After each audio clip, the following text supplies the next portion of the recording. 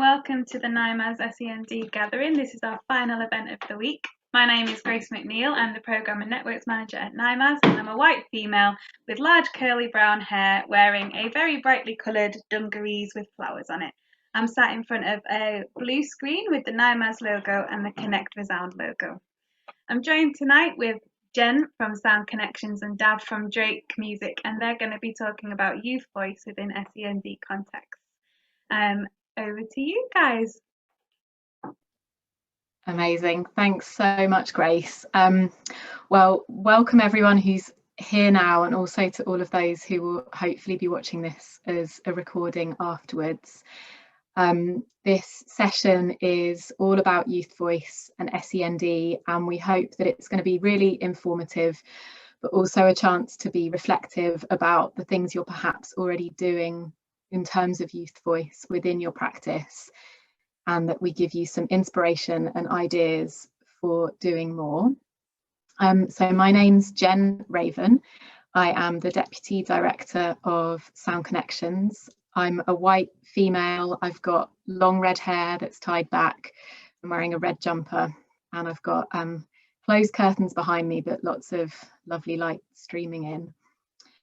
And I'm here with Dav from Drake Music. Really pleased to be facilitating with Dav for the first time, and I'll let you introduce yourself in a second, Dav. Just to introduce Sound Connections quickly, we are a support and development organisation for anyone working with young people through music, and youth voice is right at the heart of everything we do. And we focus on it because we see it as being really essential to working in a truly inclusive, relevant and responsive way. And much of what we've learnt about youth voice has come through developing something called Wired for Music, which is a network for people aged 16 to 25. And through Wired for Music, we have been able to weave youth voice throughout everything we do at Sound Connections, from what we do at programme level right up to governance and the way we run the organisation. I wouldn't describe myself in any way as an SEND specialist, but I have done 2 pieces of work specifically on youth voice and disability. The first was actually working with Drake on a youth consultation process in setting up a new inclusive ensemble, and the other is as the evaluator for the National Open Youth Orchestra. Dav, I'll hand over to you to introduce yourself. Thanks, Jen. Hi, everyone. It's great to be here. My name's Dav. I'm an associate musician, mentor, and sometimes project manager for Drake Music. We're a charity who advocate for equal access to music in all its forms for disabled people. And I co-facilitate some of Drake Music's inclusive music ensembles in collaboration with music hubs and orchestras such as the London Philharmonic. I'm a white male with short hair and glasses and an attempt at a beard and a blue shirt with a matching blue background that was unintentional, and a map and a bit of a plant in the corner. So yeah, today I'll be talking a little bit about a project called Soundbox. But for now, I'll pass you back to Jen. Brilliant. Thank you, Dav. So at this point, I am going to share my screen and pull up some slides. So some of this won't apply if you're watching back via the recording, but we always just want to emphasize that we know everyone is having a lot of screen time at the moment. So as you're watching, feel free to do what you need to do to get the most out of it. Stand up, stretch, look away from the screen. We will be taking a bit of a break at some point, and we've also tried to design a mix of activities. This is an introduction to what we'll be covering. So I will in a second share an exercise with you called The First Time You Had a Say, just to get you thinking about youth voice in your life. Then I'm going to be giving a presentation about, well, we call it essential youth voice theory, really giving you the foundations of what we mean by youth voice and how it works in practice. Dav will then talk about youth voice at Drake Music and give some really lovely practical examples of youth voice in practice. And we'll also share some questions and some tasks that you might want to take away and think about in your own time. I'll also say that in relation to my presentation, lots of what I will be talking about links to this handbook, the Handbook of Youth Voice and Participation, that I co-authored with my colleague Lawrence Becco, and we can share the link to that separately. It's freely available and it's got loads of information. It takes you through all of the basics of youth voice, and gives you some prompts and frameworks for getting youth voice work and projects up and running. So, as I mentioned, we always like to start with this question. When was the first time you had a say? And when you think about this, I really want you to think back to that earliest point at which you felt you had a say. You were able to share your opinion, you were able to lead something, and it actually made a difference to you.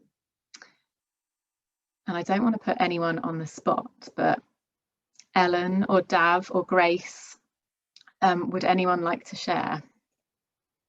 Grace. I'm happy to share.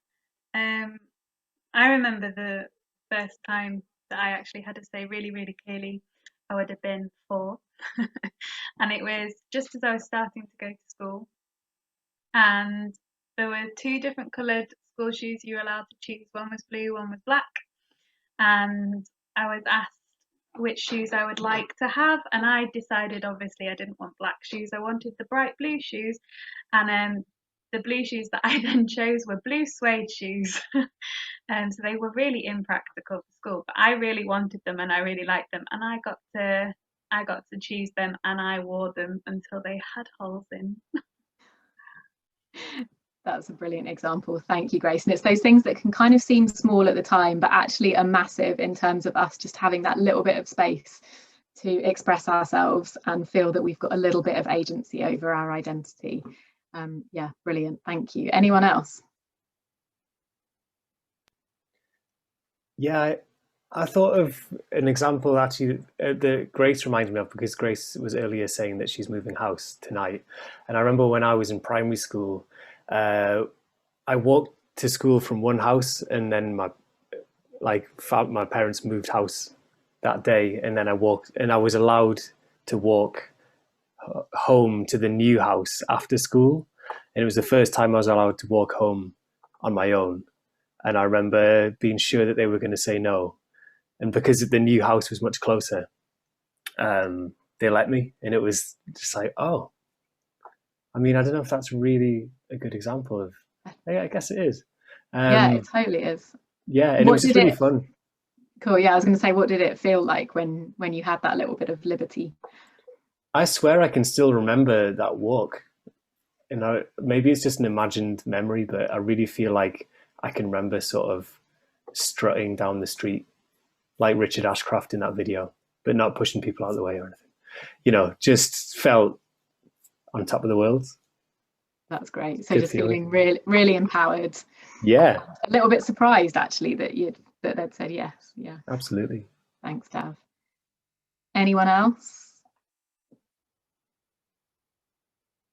Cool. No worries. We will move on. Those are all brilliant examples. Thank you very much for sharing. So in this next section, I'm going to introduce you to the foundations of youth voice, starting by a little bit of context and thinking about the different ways that youth voice manifests in the world. So this first picture I mentioned them at the start. This is the National Open Youth Orchestra, the world's first ever disabled-led national youth ensemble. And yeah, I would say I've had the privilege of working with them for a few years, and a really exemplary organisation in terms of embedding young people as creative leaders from the very start of their journey. Really kind of experimenting with ways in which young people with all sorts of different skills and communication styles, how they can all be part of shaping what the ensemble is and the type of music they make, and also acting as ambassadors. This next one, this is the British Youth Parliament. So an example of, well, a much more formal example really of youth voice and young people being involved in campaigning and policy. And it's a bit of a training ground for people to move into politics in their careers. And linked to that, we've got Nadia Whittam, who is, I think, the youngest MP. Nadia is 24. She's an MP in Nottingham. Up here again, I mentioned this group in my introduction. This is Wired for Music, our youth network at Sound Connections. And it's a network of over 1,000 young people who are all shaping their own music opportunities and ideas. The whole programme is based on us responding to what young people are experiencing and needing, and providing the structures and support for them to carry their own ideas and projects forward with facilitation from us. And then Greta, who is perhaps the most important example of youth voice at the moment, leading the climate campaign internationally. And then lastly, this is a photo from Kent Music, so an example of a music education hub who've really embraced youth voice at every level, in particular having young trustees on their board of trustees. So what do we actually mean by youth voice? Well, we use the term to describe anything that involves listening to young people, working collaboratively with young people on an equal playing field, and making sure that they're involved in decisions about things that affect their lives. It's really important to say that it's about all ages on the young people spectrum, so from 0 to 25 is the typical age banding, and that it's not always purely about voice literally and words. It's about all of the different ways in which young people express their views, opinions and ideas in whatever way works for them. And also youth voice is something that's relevant to all types of working, all roles, and that might be if you're a one-to-one teacher, you're leading an ensemble, you're teaching in the classroom, or actually if you're managing programs, strategy, governance and so on. There's loads of terminology related to youth voice, and these are just some of the terms. I always have youth adult partnership at the middle, because that really is the very essence of it. It is about children and young people and adults coming together, working in a way that's mutually beneficial and bringing their expertise, their experiences together. But you can also see some others on there like baby voice. And I said that this applies to age 0 upwards, and it really does. You can really think about the ways in which you can take a lead from babies and very young children.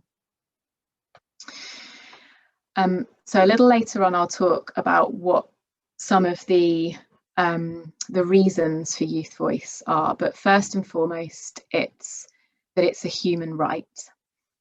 So in 1948, the International Declaration of Human Rights was proclaimed by the UN.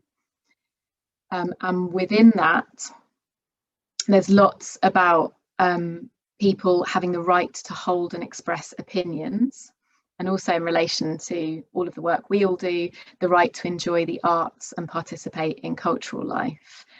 And those rights follow through to the UN Convention on the Rights of the Child, which is shown here. And that's the most widely ratified international human rights treaty in history. And I always just find it really motivating to know that this idea of youth voice is part of such an important international movement, really, that is fundamental to people living in a way that that is rooted in human rights. Within the UN Convention on the Rights of the Child, there are 2 articles that are really important. The first is Article 12, which is all about children having the right to express views, feelings and wishes in all matters affecting them, and that's taken seriously and acted upon. And then Article 5, which is really about choice, and that children and young people are provided with choices, but also the guidance and support to make the right choices, to make meaningful choices that are appropriate to them and to their age.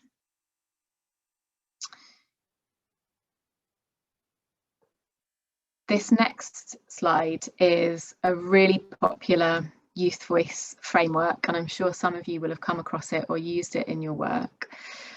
It's the ladder of youth participation. It was originally created in 1969, but the version we use today was developed in the 90s.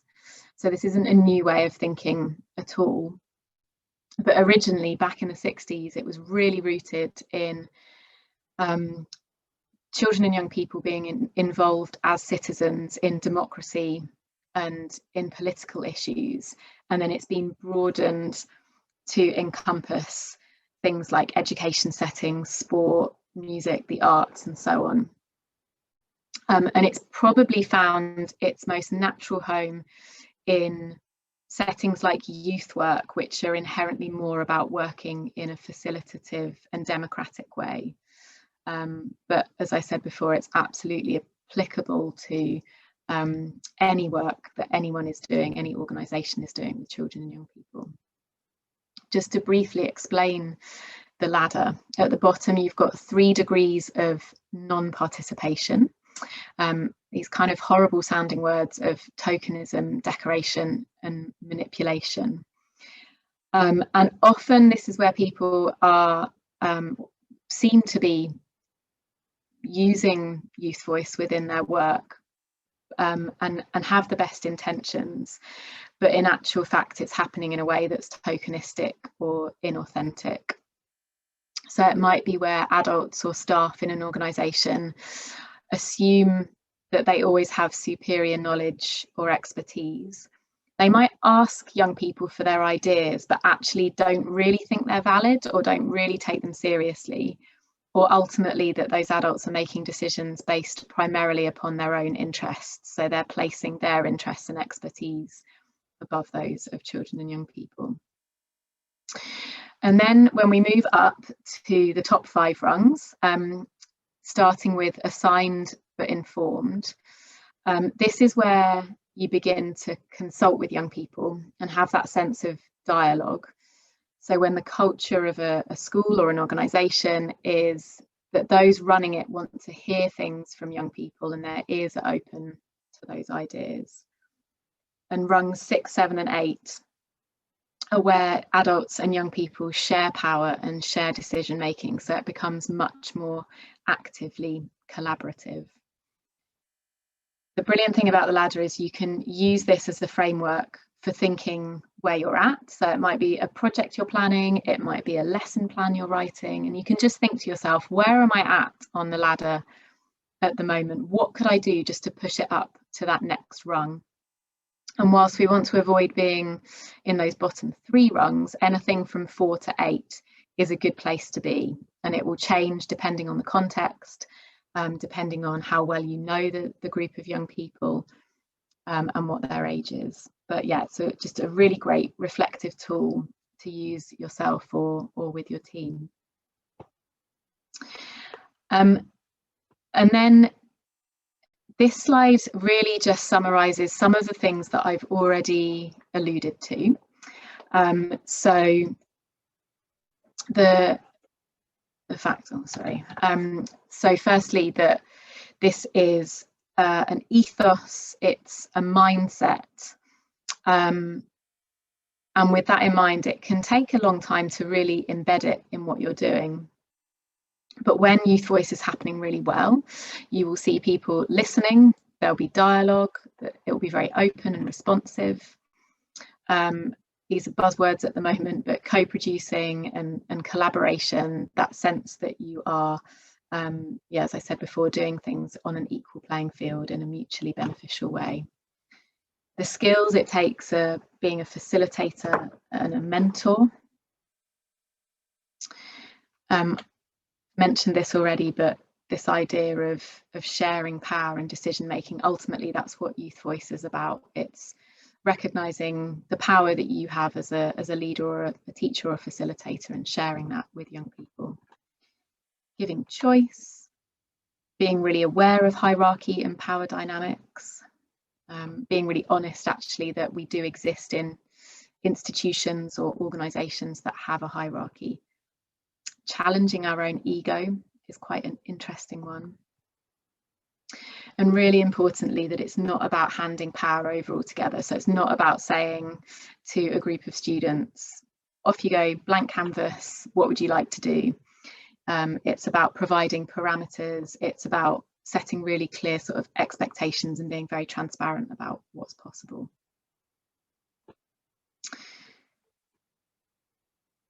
I'm coming to the end of this theory download, so there's not much more to go, but this is a really important one, just thinking about the reasons to embrace youth voice and participation. I've shared already the importance of it being a human right. I find that a really important thing if I'm advocating for youth voice, or maybe someone is a bit fearful of it or resistant to the idea. It can really kind of cut through that and help someone instantly to see why it's so important. It makes our work more representative for young people. They feel better represented.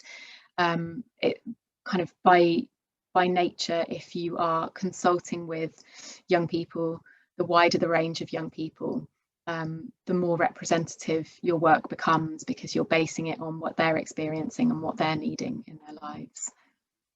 It absolutely increases our impact and the outcomes that we work towards, and more funders are promoting youth voice now, so it's becoming more important in terms of how we fundraise for the work that we all do.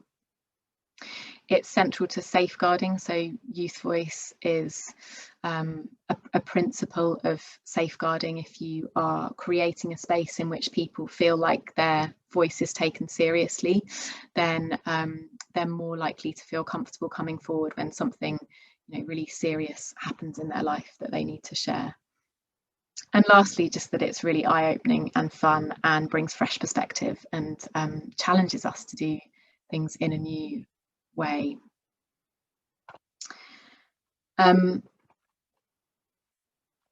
Everything that I've described can feel, I think, quite big, and whilst it's exciting, it can feel a bit overwhelming or perhaps a bit abstract. So it's really important to bring youth voice back to what it looks like in practice and the different types of activity that it involves. And here we've got firstly the idea of working with young people to co-create something. So that might be working with a group of young producers to put on an event or a project.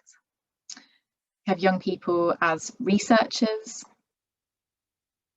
There are the more formal structures of youth boards, youth councils and young trustees, or in fact involving young people as trustees within an organisation's board.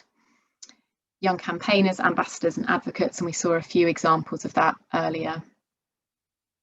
Personal development and peer leadership, so all of the skills that young people gain by participating in youth voice, by feeling empowered in that way.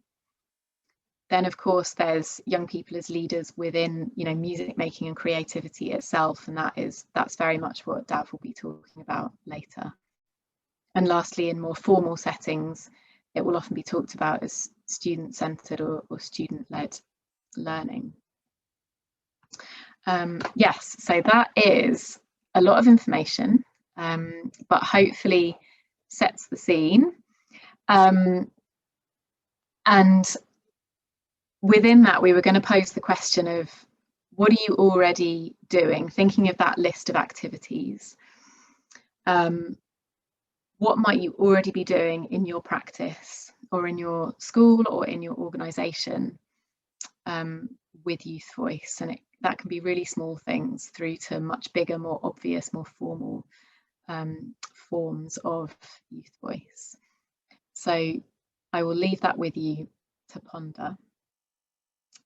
I'm just thinking about the best thing to do next. Do we want to take a quick break, or do we want to just carry on into Dav's presentation?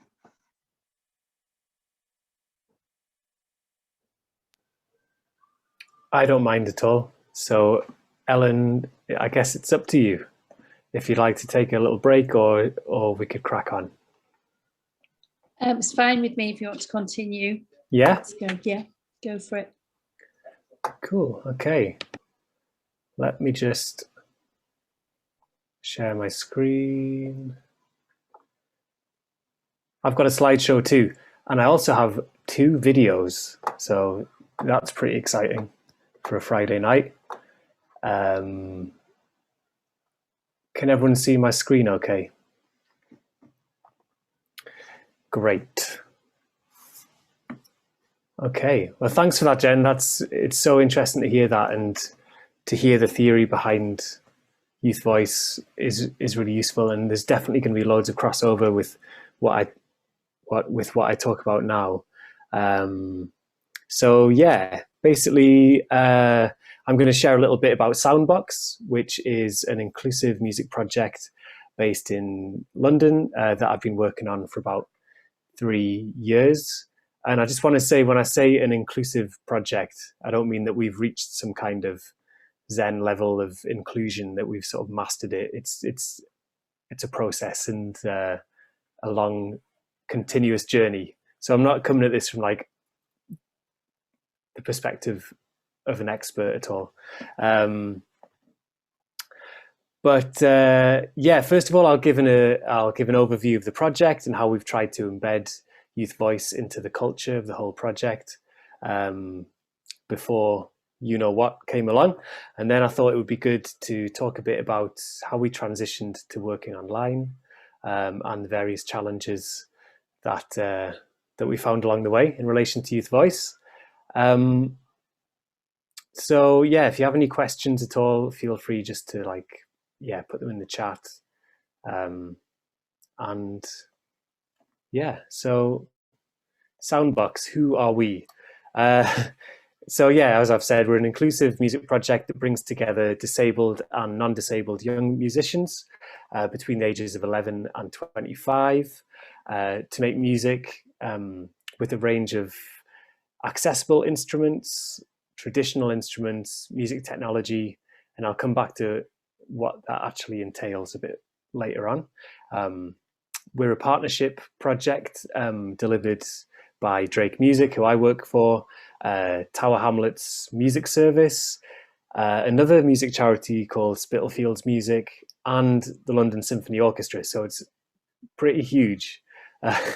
And in those halcyon days when we were allowed to go outside, we would meet every other Saturday morning. And over the last few years, we've tried to sort of build a culture of authentic musical collaboration, community and exploration and improvisation. We're hosted at this Saturday Music Centre. So basically it's at this huge school in East London. When Soundbox is at this school, there's also jazz bands, young choirs and string ensembles. Just, it's basically a really nice atmosphere of kind of hustle and bustle and sort of musical community, which is a really nice thing to be part of. So Soundbox is made up of around 18 young people with a range of abilities so we have like young bassoonists who are studying for their GCSEs.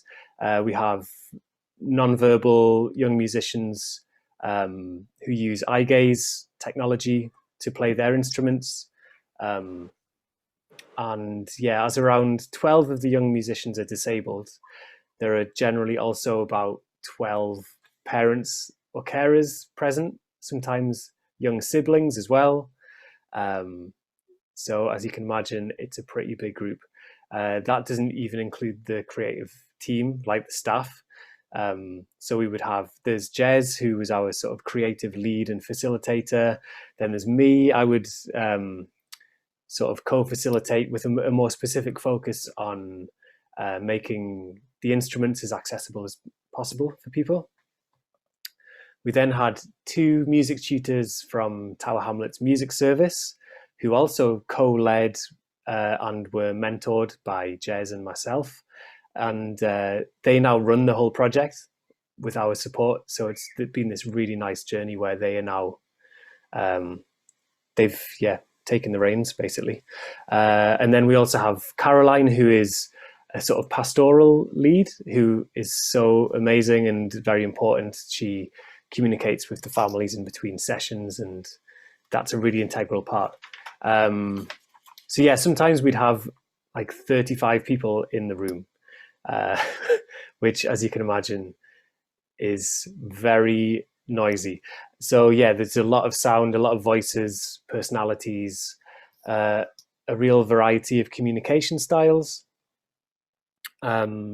which means, you know, a lot of young voices might not be heard and would be drowned out. So it's really up to us to remove or try and remove any communication and accessibility barriers that might be in place, which is stopping those young people sort of voicing their ideas and their opinions.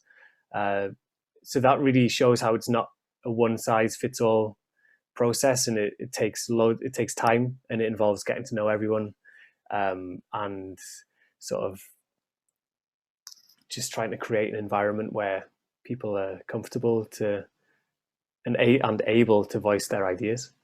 So yeah, I guess we sort of created or tried to create a culture of several things. Like, one is celebrating a variety of ways of playing, and of making music and of communicating. So not focusing on the right way to play an instrument in a traditional sense. We tried to make it a very democratic music making process with no rules as such. We always use a loose kind of theme to just kind of scaffold the term. We've used outer space as a theme. We've used the machine was a theme.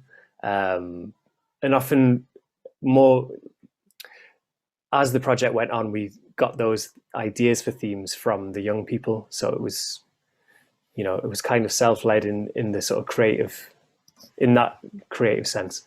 So maybe now is a good time to show a little video, which is a kind of trailer for the project. And it just sort of, instead of me babbling on, it's easier just to show what kind of thing we do. So here we go. Oh no.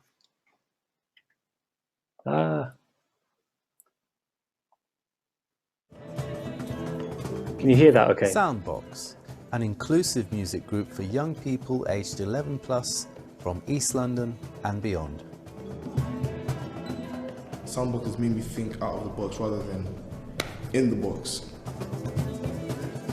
It's very interactive, it's very person-centred. Taking part in Soundbox makes me feel happy and excited. It caters for everyone and nobody's left out.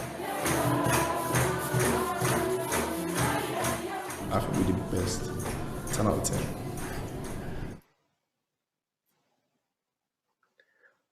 Cool.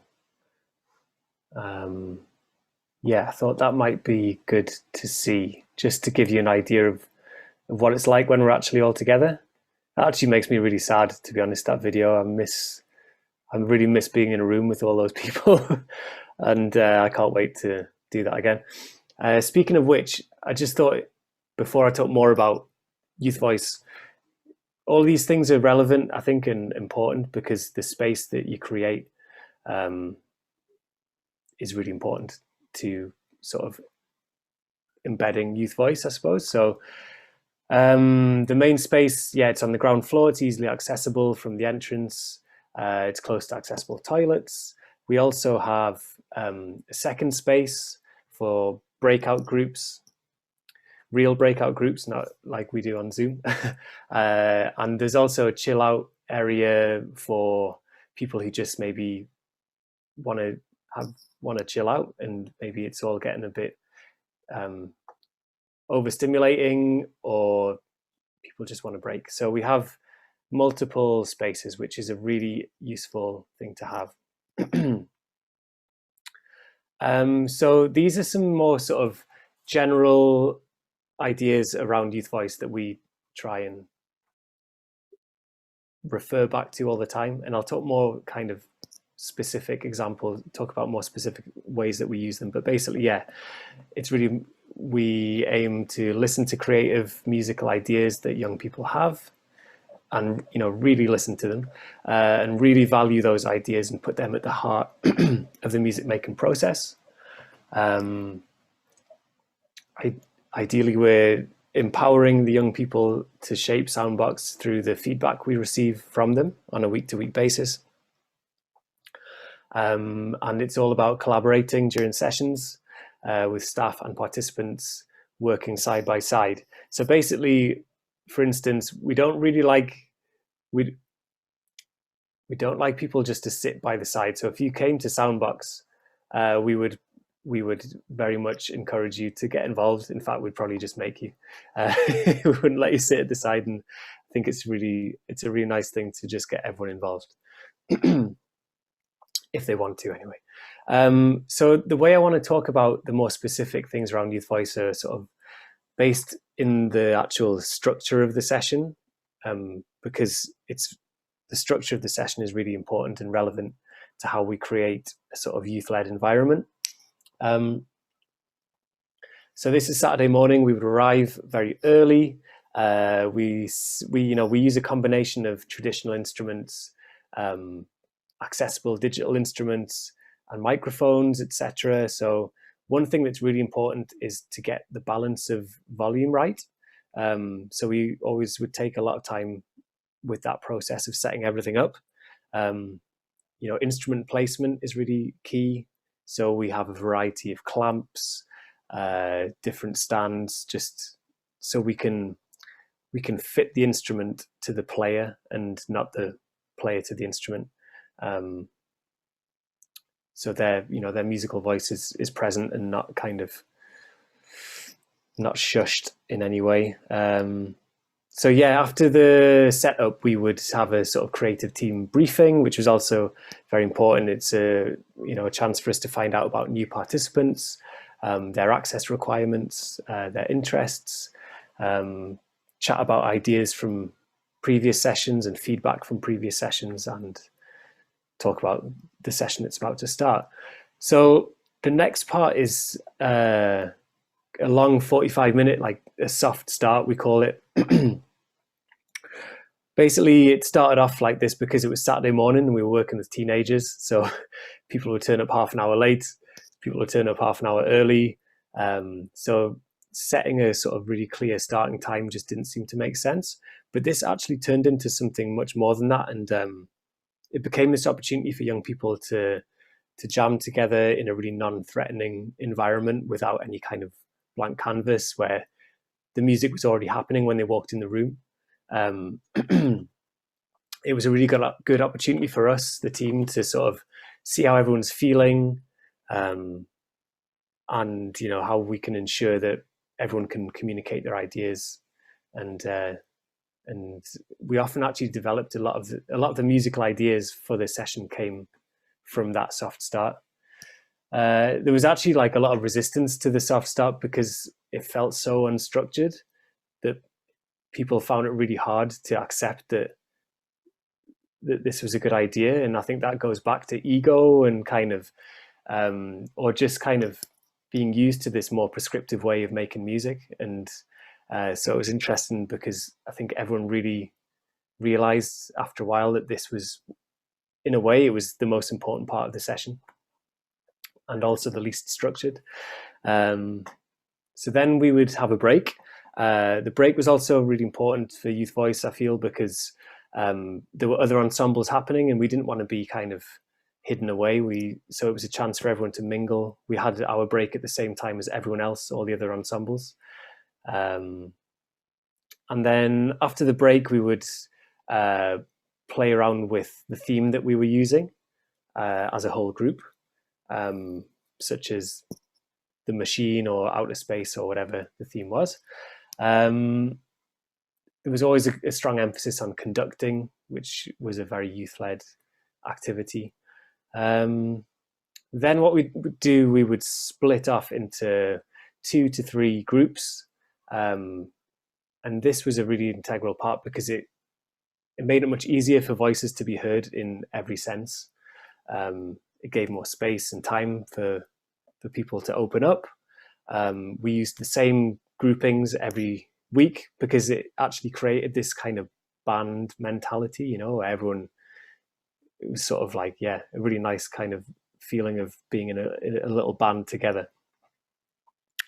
A kind of a sense of identity, basically. But then after that, we would come back together into our whole group and we'd share what had happened in our small groups amongst the whole big group. So those are a couple of ways that we've kind of embedded Youth Voice within the structure of the session. Now, the next bit was really important because it's we would have a feedback session at the end of each week. So this was a chance for the young people and the parents and carers to tell us what they liked, tell us what they didn't like, what they'd like to do more of, and without us breathing down their necks.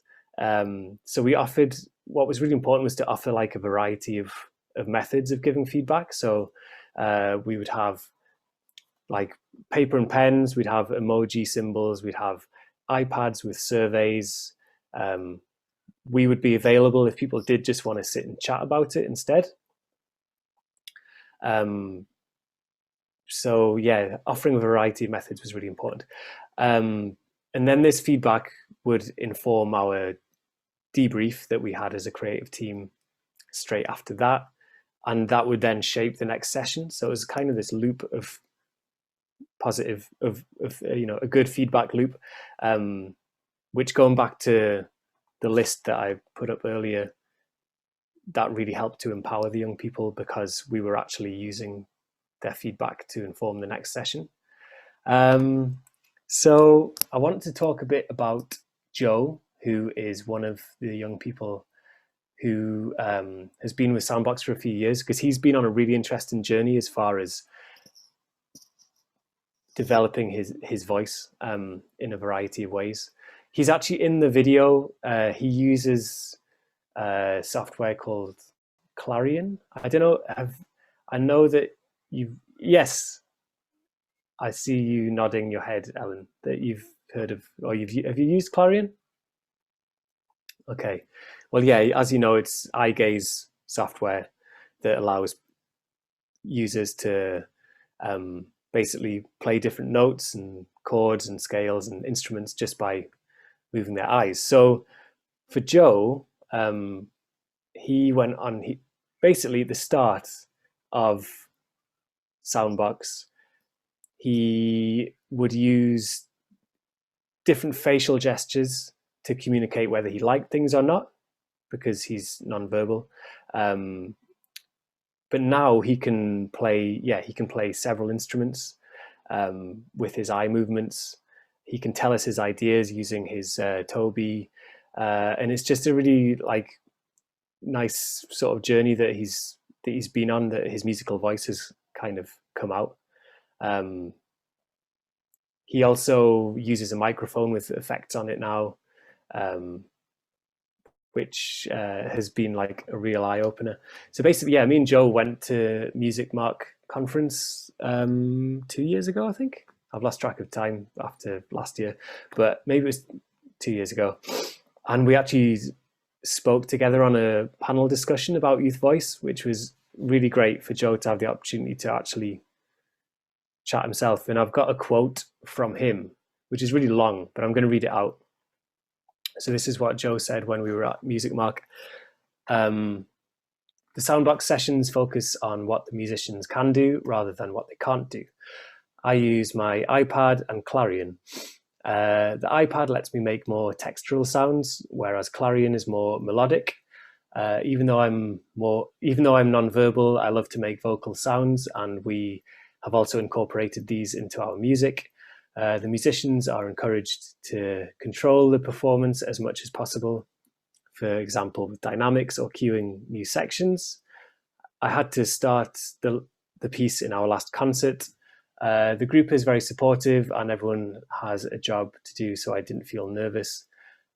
We work hard, but it's also very relaxing. I come from a very musical family and have been going to watch my mum, dad and sister perform since I was very young. Thanks to Soundbox, they now come and watch me as well, which is just like, that just makes me so happy. Like that he actually, in a video I'm going to show you in a few minutes, which is from a Zoom Soundbox session more recently. You can see Joe playing Clarion, his dad's playing clarinet, and they're basically like jamming together, which is just a really nice thing to see. So now I just wanted to say a few things about youth voice in relation to accessible instruments. I've already covered some of this stuff, so we don't need to dwell on this for too long. But yeah, I've already said fitting the instrument to the musician and not the musician to the instrument is very important. Because like Jen said earlier, it's not just about your voice as in your verbal voice, it's about your musical voice as well. And yeah, it works on very many levels, doesn't it? So things like ensuring an instrument is positioned comfortably. We use wireless switches a lot, and having the speaker placed correctly near the player is really important. Balancing volume, as I said, is very important. Being open to a variety of forms of playing. We try to avoid having a tech corner and an instrument corner. We try and kind of absorb them, so it's not really tech, it's just a different kind of instrument. Because when you think about it, a long time ago, a violin was probably the height of technology, whereas now an iPad is technology. But also, when you're using Thumb Jam, an iPad is just an instrument, really. Yeah, encouraging parents and support workers to get involved is so key, because often they are the kind of not the young person's voice, but they are kind of, what's the word, a kind of conduit between you and the young person, initially at least. So yes, COVID emoji. So then everything changed when we had to move online. So I thought I would talk a little bit about how we transitioned to online live music sessions, what worked and what didn't work, and yeah, how we've tried to keep things inclusive. So yeah, we moved on to Zoom at the start of the first lockdown a year ago, and it looks like we'll be staying on Zoom for a while longer at least. So I know that you all feel the same, but it was like a massive learning curve initially. And for us, there were loads of issues. You know, digital exclusion was the biggest one that I just took. It still sort of shocks me sometimes how much I took for granted that people would just have a strong broadband connection. They'd have a spare laptop lying around, maybe even an iPad. but it's just not the case. And so we had a really noticeable drop off in attendance when we moved online, which is a shame. And we've really tried our best to kind of support all the Soundbox members to keep being involved, but it has been a huge barrier to participation. But there have been some positives as well. So what was I going to say about this? Yeah, so some of the things that we noticed were keeping the social elements is really important. This is something that we were chatting about earlier. Like, one thing that you don't get in Zoom meetings is that time where you're having a biscuit beforehand and having a chat, and those bits are so important. And like I was saying about the soft start, that 45-minute soft start was where a lot of our musical ideas came from. But doing a soft start on Zoom is not easy at all. So that's something that we've really tried to keep, because I think it's really important for the young people and the parents and carers to kind of be able to stay connected. And yeah, just generally keep a familiar structure, keep as much of the structure in place as we could. Getting creative with feedback, because feedback was so essential. Every week when we were in person, we would sit and have a meeting afterwards, and we offered a variety of methods of leaving feedback. But doing this online, it was such a disruptive time that basically I feel like we really let feedback fall by the wayside. But recently we've been thinking of some more creative ways to gather feedback, things like using Mentimeter and Poll Everywhere, and these bits of software that make it quite fun to give feedback online. The other thing I wanted to say was about noticing the benefits, because I did notice some benefits. It's been really tough, and I can't wait for us all to be in a room together again. But for instance, some of our neurodivergent musicians can find unfamiliar places and journeys and people and sounds and other sensory input really, really challenging, at least initially. So being able to meet on Zoom actually really sort of increased engagement and participation with quite a lot of the young people, because they were in a familiar environment. They were at home. They could go to the toilet anytime they wanted. They could go and get a snack or whatever. So although we had a big drop in numbers, there were these benefits where actually some people engaged more. So it's not a massive benefit, but it's something, and I think it's good to notice that.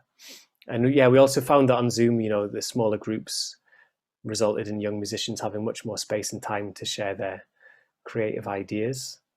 And another thing is that, like, I feel that even when Soundbox returns to being in person, there's definitely scope for a blended Soundbox where we can combine live sessions with smaller online sessions.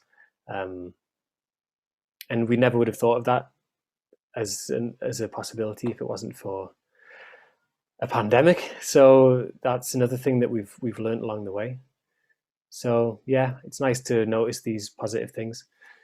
So lastly, I'll just show a little bit of this video. This is something that we did online with the rest of the Saturday Music Centre. We created a kind of improvised version of a song by Elbow called One Day Like This. Soundbox created a kind of intro for it, but it's just quite a nice thing to see the group in a much different setting to being together. I have a lot more hair in this video.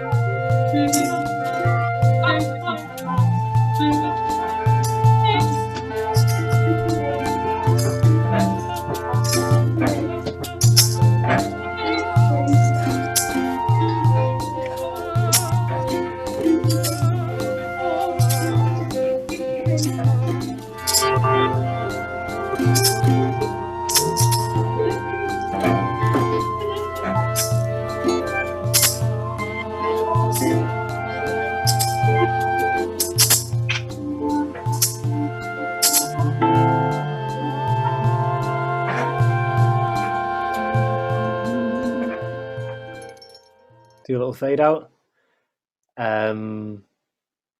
So that is the end of my presentation. But thank you very much for listening. And I'll stop sharing my screen. There we go. Yeah, so that's just sort of some of the ways that we've tried to incorporate youth voice. But you know, after listening to Jen's presentation, it really makes me think how much more we need to do, and what the next steps would be. And for me, it's around creating roles for young ambassadors, and for instance, like me and Joe going to Music Market Conference and talking, and Joe talking about youth voice is a really great example of him being a kind of ambassador. But we don't have anything like young trustees. There's also something interesting around, you know, what happens. We have a lot of 25-year-olds in the session. What happens when they turn 26?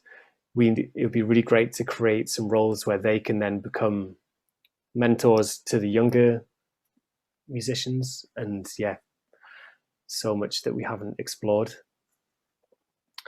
Totally. And it's such a long-term journey. I always say this with youth voice, and there's such an array of ways of applying it that you have to kind of slowly embed over time. And I really feel like if you start with youth voice and choice within creative practice and within the sessions themselves, that's like the best bedrock for everything else. So amazing, and so useful to hear you describe the journey you've been on, and the kind of the honesty about the learning you've had from that, and how you've had to adapt. Sarah, I know you've just joined us as well, just to let you know, because we've just had a very small group of us, so we've adjusted the plan slightly, and we've been through 2 presentations now. But if anyone does have any questions, then we would happily take those. Yeah, Ellen. Sorry, nothing particularly springs to mind at the moment. I'm just sorry. taking it all in. No, it's all right.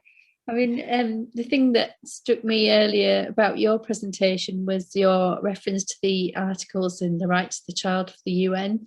And something that I've come across recently was the UN Rights of the Disabled People is the Article 30, which kind of, I'm using that ethos now to sort of underpin all the work that I'm doing as much as possible. Right. Knowing that these things are out there, it's not obvious, is it, without actually hearing it from people like yourselves. And yeah, it's quite interesting. Well, it's very interesting. That's really great to hear. I'll look that up as well. Yeah, as you say, it's a really powerful thing to know it's there in that form, and if we can look across the different articles and how they all interlink, it presents a really compelling case for change, I guess. Yeah, absolutely. Yeah. Thank and you. Dav's presentation kind of made me think of the Dada Fest one that I was in on earlier, which was a very similar kind of ethos of Dada Fest Youth Ensemble. Yeah, it's fantastic. I'm really enjoying seeing all this and seeing what goes on. Oh, that's great. Yeah, sometimes it feels like you know all these things are going on, but you don't know how to find out more or see what's actually happening. I would have really liked to be at the Dada Fest session, actually, but I was working today as well. But hopefully it was recorded. Fitting it all in. Yeah, great. Yeah, it's a lot to fit in. But thank you. Thank you so much, Ellen. Dav, I was actually going to ask you a question. I loved how you were describing the way in which you structured the sessions and set up the physical space, and how that is really important to creating an environment and an ethos in which people are genuinely heard. And that kind of links to what I was saying about it being this whole mindset and this way of being. I was wondering how that that kind of plays out in the way you all facilitate as music leaders, and is it something you've consciously had to develop, or like is it just that you all happen to, you know, facilitate in that way quite naturally anyway? Does that make sense? Yeah, I suppose maybe it was just lucky, but it felt like everyone really wanted to work in that way from the start, and was really open to exploring in a really free way. And for instance, Natalia, who was one of the Tower Hamlets tutors, already worked in a similar kind of role in another project. So yeah, like what I said about how there was some resistance to the soft start is maybe where that comes into it, because it was really hard for all of us to let go of having a start to the session where it's like, okay, everyone, now we're gonna do some music. You know, it's sort of just letting it start organically in a very free flowing way. Even though we were all like, oh yeah, it's gonna be great. When it actually came to it, it was like, but shouldn't we be doing something structured, you know? And once we just relaxed into it, it became the best part of the session, because it was people would move around the group, so everyone was mingling a lot. And yeah, I don't know if that really answers that question. No, it definitely does. And I'd written down soft start and underlined it as a really important thing. It seems so obvious when you say it, but it's so unusual actually. And it's that sort of more messy time where it's not structured, and that the magic happens within that space. There's an element of blind faith. That's not the right term, but you know, just kind of like just knowing that something good's going to happen and going with it. Yeah, trusting it, exactly. And I think there was initially a strange feeling, because we would have that soft start and then have a break, and it was almost like, but have we even done anything yet? Why are we having a break? You know, but actually it really became clear that that was a very central part of the session. Yeah, definitely.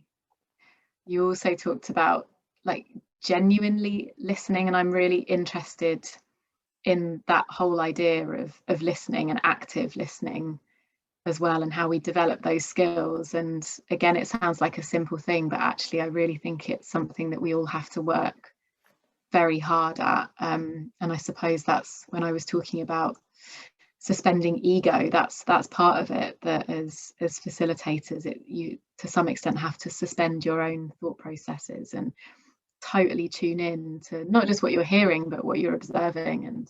And it sounds like that is really natural to you as a team and really powerful. Yeah. I hope so. I mean, it feels good. There was a lot of exploring like vocal work. For instance, I always go back to Joe.